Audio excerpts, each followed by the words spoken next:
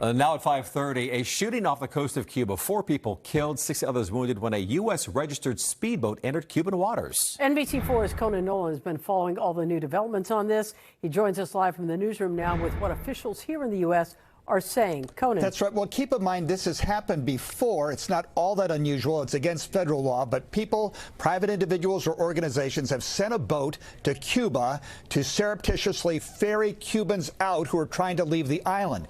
We're not sure if that's exactly what happened here, but the State Department this evening is saying they will get to the bottom of this.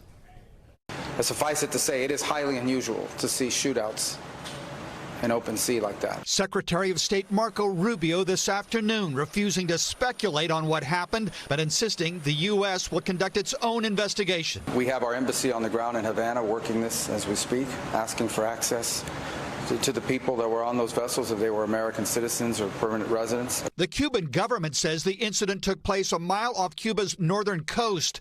They claim a boat registered in Florida had fired on a Cuban Border Patrol vessel, injuring 1. That the Cuban ship then returned fire, killing 4 people on the American vessel. 6 others were injured.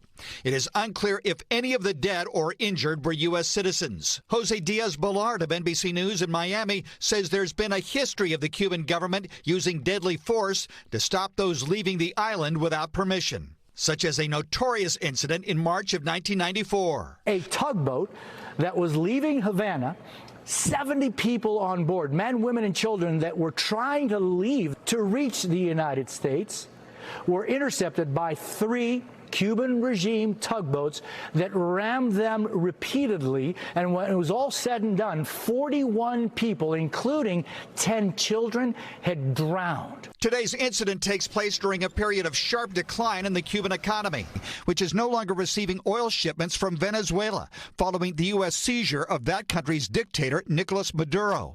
Cuba now rations fuel to its citizens. Blackouts are routine. President Trump on Air Force One last week. Cuba is right now a failed nation. They don't even have jet fuel to get for airplanes to take off there. Just today, the Treasury Department agreed to let some oil in for humanitarian purposes, but only through private channels in an effort to section off the Cuban government and military. If they are hungry and they are suffering, it's not because we're not prepared to help them. We are.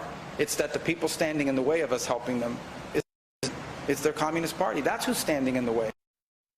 The Secretary of State saying he's very concerned about the information on this case coming directly from the Cuban government. He says the U.S. Department of State conducting its own investigation and assuring those here and overseas that they will get to the bottom of exactly who died, who was a citizen of the United States, and who is responsible. I'm Conan Nolan, NBC4 News. Conan, thank you. Well, in his State of the Union address last night, President Trump declared the country is in a golden age. The record-long speech lasted an hour and 47 minutes. Our nation is back, bigger, better, richer, and stronger than ever before. All right, so he covered a lot of topics last night, including crime, the crackdown on immigration, and what he calls a booming economy. But he offered little on new economic policies. Meanwhile, with control of Congress on the line here, Republicans are confident the president's message gave them a boost in time for the midterm elections.